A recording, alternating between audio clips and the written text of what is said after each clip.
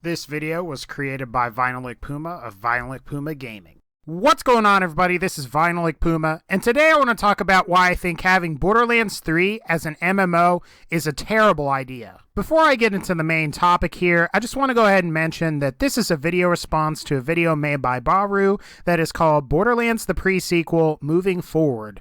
Would Borderlands be a good MMO? I'm going to have that video linked in the description if you'd like to check that out. But I'm going to go ahead and get started. Okay, so I would like to mention that I agree with Bahroo when it comes to having some kind of Digistruct peak level in Borderlands 3.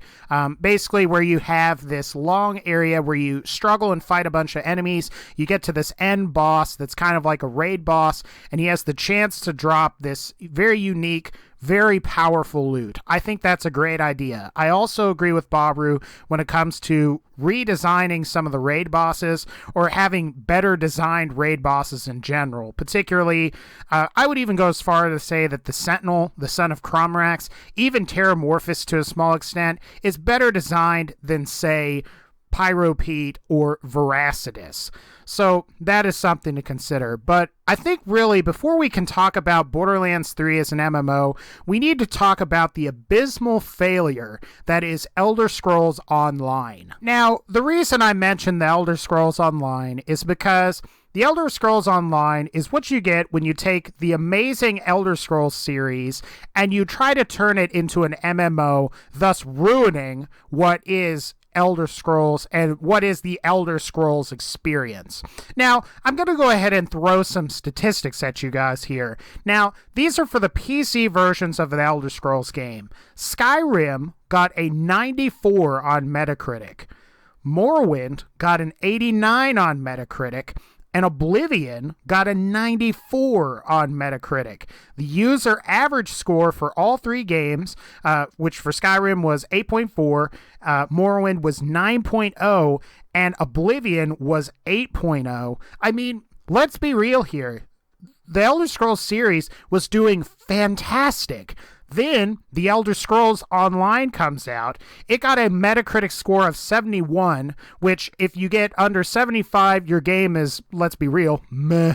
And then it got an average user score of 5.6 out of 10. Now, I know some people are going to say that Metacritic is not a good site to get a good game review or whatever, but, you know, I sort of disagree with you because I also want to talk about another franchise that was absolutely ruined by turning it into an MMO series, and that is Star Wars: The Knights of the Old Republic. Now, for some of you that are older are going to know this game.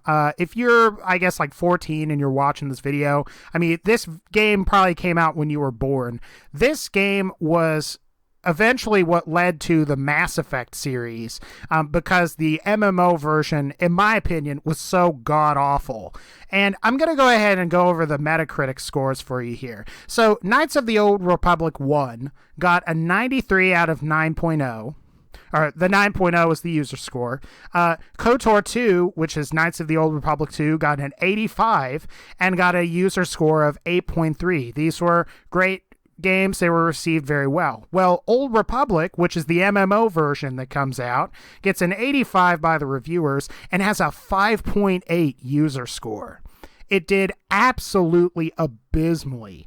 And just to kind of put this in perspective, Warcraft Warlords of Draenor, which just came out, got an average review score of 87. The user score was 6.1.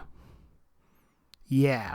All right, guys, so for the sake of time, I'm just going to go ahead and go back to Borderlands and say, you know, Borderlands 1 was a good game. Borderlands 2 was a great game. Borderlands the Pre-Sequel, while it wasn't the best of the Borderlands franchise, I enjoyed it. Now, there were things that were recycled, particularly a lot of the loot. They basically changed the names, and in some cases, like the Major Tom and the Varrook, it's basically the same gun. But you know what? I could give that a pass.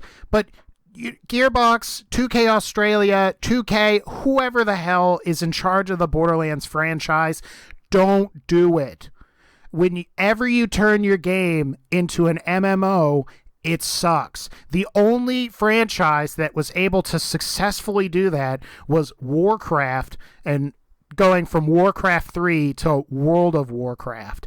And even then, people are sick of MMOs now. So, I mean, guys, don't do it.